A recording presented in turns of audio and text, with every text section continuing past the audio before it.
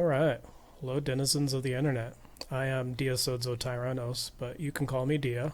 And today I want to talk about some rumors, but from what all I can tell, it looks pretty legit, so I kind of wanted to share with the rest of you what's coming up. It's no secret that I'm a huge fan of Nvidia technology. I love the Nvidia Shield. It's my Android gaming device of choice. Second to that, if there's a lot of games that don't have controller support, I play on the Tegra Note 7, take notes with the direct stylus, and these both have been absolutely amazing products, and I'm super excited to see their next product, which it looks like it's coming out a lot sooner than anybody else expected.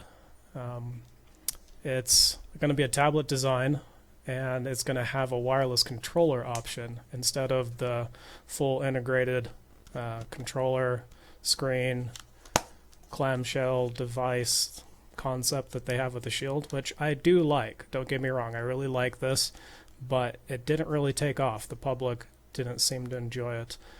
It's no surprise that they're going with the tablet design and having a wireless controller option.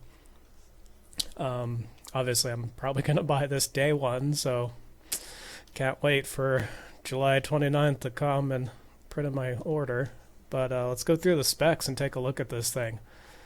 They're saying it's going to be an 8-inch Full HD display, which is going to be a 1920 by 1200, which is actually 120 pixels larger than 1080p. Super exciting to hear that, because last I had heard they were going to choose a resolution between 720 and 1080. Which is acceptable.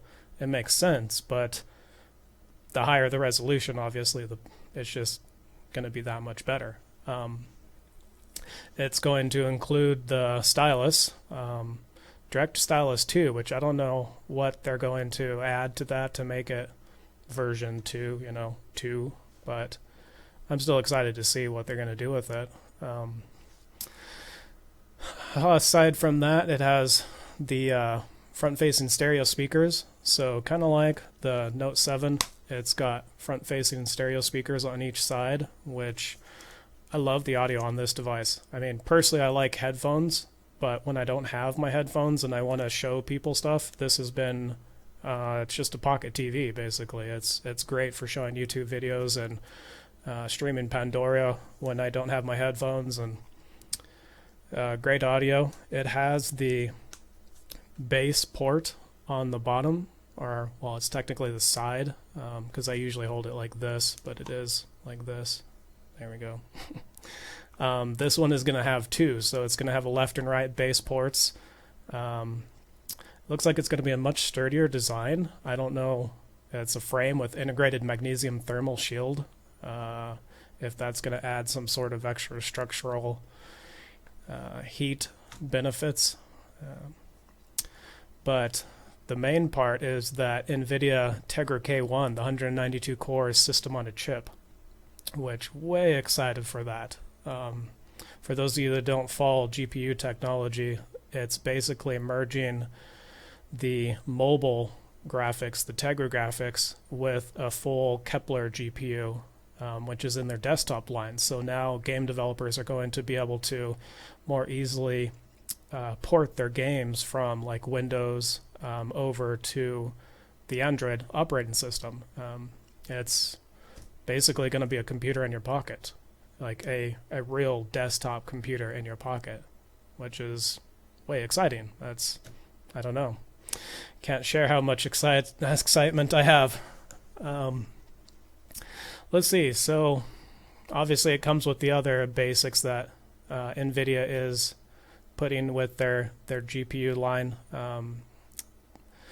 The game stream, shadow play, the grid gaming service, console mode, the game mapper for Android games that don't have proper controller support, and then access to the Nvidia Tegra Zone, which is really important because that's where you find all the higher end games. I've noticed that the Android market just really doesn't show off high-end Android games, that you have to look through the Tegra store, which is, that's all good. It happens. It's going to come with front and back 5 megapixel autofocus HDR camera, which they're saying is going to be used for Twitch streaming. Personally, I can't imagine wanting to set up this device and broadcast my video while I'm playing a game, but I mean, if they're really going to include shadow play on the device itself, it's a neat option. It'll be great to see people streaming Android games, and the video overlay kind of is cool.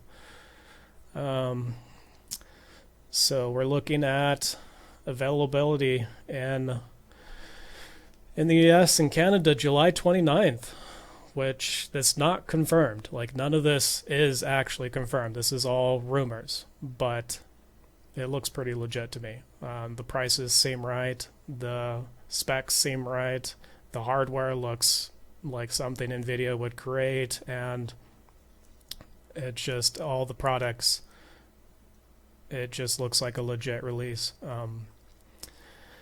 Yeah, so unfortunately Europe, they're not going to get it until August 14th, but at least they're actually getting it. If I recall right, they didn't even get a proper release of the Nvidia Shield, which really sucks because it's a great little device. Yeah, so that's about it. I'm just excited to see this come out and see what they're going to do with it, and see how many early adopters are going to accept this as a proper gaming device, and see what developers are going to make for it. Like I said, with that Tegra K1, it's going to be a lot easier to port over real Windows games with like PhysX and proper tessellation, like DirectX 11 tessellation. It's going to allow high quality console gaming on the go. And then the option to not have to have the controller with you, just have the tablet and the stylus, is going to make it a really neat office product also. Way excited to see this. Can't wait to get my hands on one. Tell me what you think, write some comments and let me know if you're excited about this, if you think it sucks, if you're an AMD fanboy, or, you like the Qualcomm chipset better, or whatever, just leave me a comment. Anyway, have a good one. Bye.